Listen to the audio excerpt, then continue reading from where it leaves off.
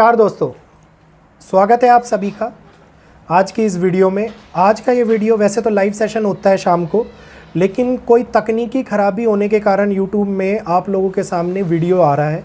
बहुत कोशिश करी लाइव सेशन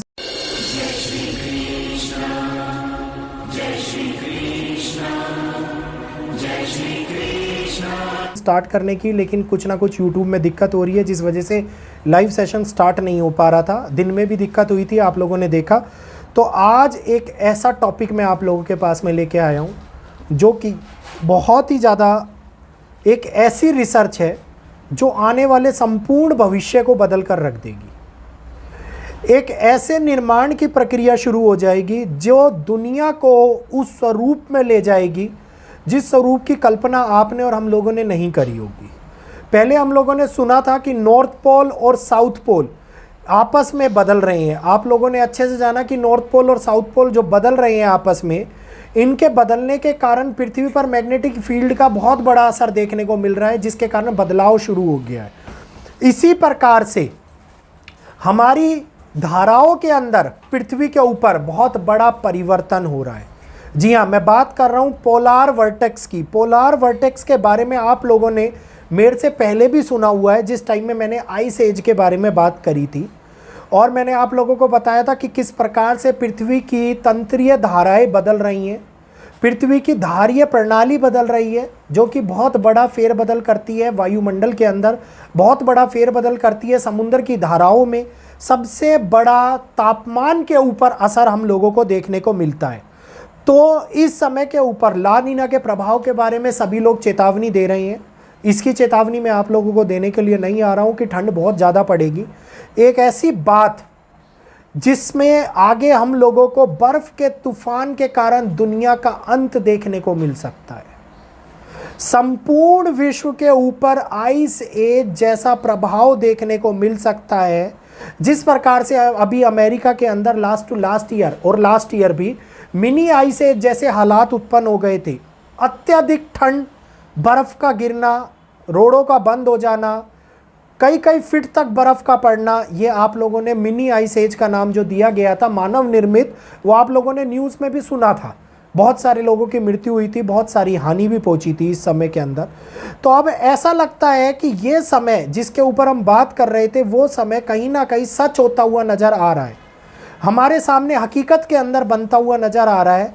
और अब हम लोगों को जो साइंस है वो भी सावधान कर रही है, और जो क्लाइमेट है वो भी सावधान कर रहा है, क्योंकि एक के बाद एक बदलाव क्लाइमेट के अंदर होने के कारण ही हमारे जीवन के ऊपर भी असर डाल रहा है, और जिसके कारण हम लोगों को अपने जीने की प्रक्रिया को बदलना पड़ रहा है। अत्यधिक ठंड होने के कारण काम के अंदर जाने में, अन्य कामों को करने में परेशानियां होना, बर्फ़ गिरने के कारण रोडों का ब्लॉक हो जाना, बड़ी दिक्कतें उठाना, लैंडस्लाइड्स होना पहाड़ों के ऊपर, तो बहुत सारी समस्याएं होती हुई दिखाई दे रही हैं।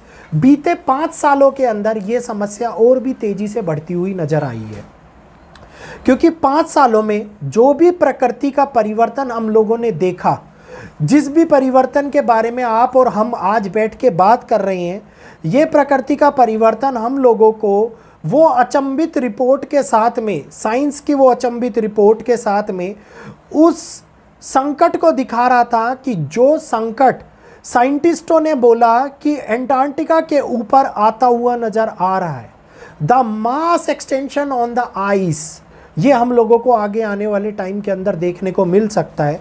क्योंकि जब भी धारीय प्रणाली के अंदर, धारीय तंत्रिका प्रणाली के अंदर परिवर्तन होता है, तो ये 2 पोलर वर्टेक्स पृथ्वी के ऊपर काम करते हैं, और इन पोलर वर्टेक्स के अंदर उथल पुथल देखने को मिलती है ला नीना और एल नीनो के कारण। ये उथल पुथल जब भी हमारे सामने आती है, तो ये कभी तो बहुत अत्यधिक गर्मी, कभी बहुत अत्यधिक सर्दी, और कभी बहुत बड़ी बारिश का सामना हम लोगों को करना पड़ता है। और पिछले 5 वर्षों के अंदर ये उथल पुथल इतनी ज़्यादा हो गई है कि इसने सहारा रेगिस्तान के अंदर घास उगाना शुरू हो गया है। ये बात आप लोगों ने न्यूज़ में भी सुनी होगी। कंप्लीट वीडियो मैं आप लोगों के पास में लेके आने वाला हूँ इसके बारे में। और ये पोलार वर्टेक्स की जो मैं बात कर रहा हूँ, ऐसा पहले कभी नहीं हुआ। इतनी शताब्दी से मानव सभ्यता चल रही है, लेकिन ये परिवर्तन कभी भी हम लोगों को देखने को नहीं मिला, जो कि अब इन 5 सालों के भीतर देखने को मिला है। तो इसके बाद में गर्म हवाएं जो कि एंटार्क्टिका के अंदर घुस रही हैं, ये गर्म हवाएं पोलार वर्टेक्स को कन्वर्ट करने का कार्य कर रही हैं, जिसके कारण ऑस्ट्रेलिया, नीदरलैंड, अमेरिका जैसे देशों के अंदर, शहर बोल गया मैं, अमेरिका जैसे देशों के अंदर मौसम के अंदर सबसे बड़ा बदलाव इन्हीं के ऊपर पड़ता हुआ नजर आया है।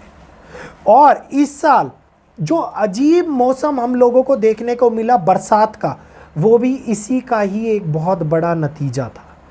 पृथ्वी के ऊपर होने वाले ये बदलाव आने वाले समय के अंदर एल नीनो और ला नीना को इतने ज़्यादा सक्रिय कर रहे हैं कि भारत देश के ऊपर इसका जो प्रभाव पड़ रहा है वो ये देखने को मिल रहा है कि अत्यधिक बारिश, इसके बाद में अत्यधिक ठंड, जो ला नीना एक्टिवेट होता हुआ नज़र आ रहा है हम लोगों को। ये ला नीना अब हमारे सामने उन प्रभावों को बदल देगा जो कि मौसम की तंत्र प्रणाली को बनाकर व्यवस्थित करते हुए आगे चलाया करते थे।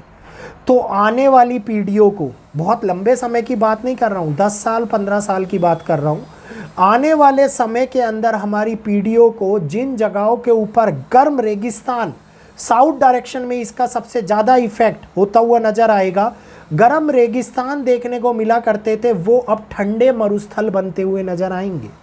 वहाँ पर बर्फ़ का जमावड़ा होना, बर्फ़ गिरना, जैसे कि अभी राजस्थान के अंदर, भारतवर्ष के अंदर हम लोगों को पाले के स्वरूप में बर्फ़ जमा होती हुई दिखाई दी। ये दिखा रहा है कि किस प्रकार से बदलाव हमारे सामने अपने आप को लेकर के रेगुलर आ रहा है, और हम इस बात को स्वीकार भी कर रहे हैं, क्योंकि कोई भी इस प्राकृतिक परिवर्तन के बदलाव को अस्वीकार नहीं कर सकता। हमारे दादा परदादा जो समय देख के गए, हमारे पिताजी लोगों ने जो समय देखा, आज वो समय हमारे सामने संपूर्ण रूप से हमारे जो बच्चे हैं वो नहीं देख पा रहे हैं, और इसका मेन कारण है यही परिवर्तन।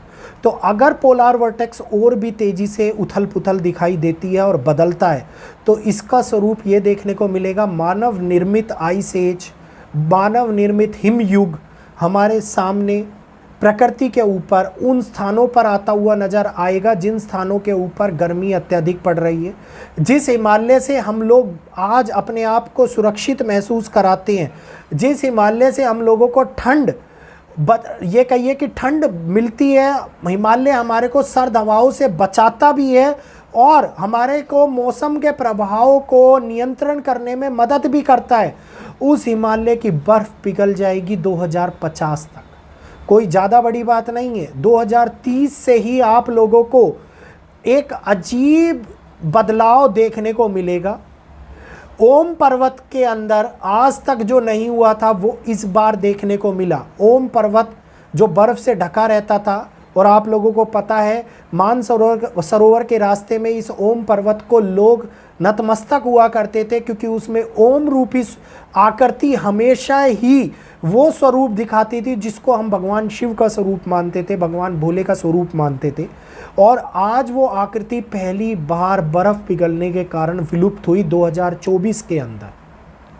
इसके ऊपर मैं वीडियो आप लोगों के सामने लेके आया था, और मैं ये बताया था कि पृथ्वी के अंदर होने वाले बदलाव का सबसे बड़ा उदाहरण हम लोगों को यहीं से ही देखने को मिलता है, जिसकी शुरुआत प्रकृति ने करी है, जिसके संकेत प्रकृति हम लोगों को दे रही है। तो अब हम लोगों को इन संकेतों को अपनाते हुए जीवन में होने वाले बदलावों को और प्रकृति के होने वाले बदलावों को देखना चाहिए, समझना चाहिए, एक्सेप्ट करना चाहिए, क्योंकि आने वाले समय के अंदर बहुत कुछ बदलाव का हम लोगों को देखने को मिलने वाला है, और आप और हम लोग जीवित रहते हुए इसको अपनी आंखों से देखेंगे।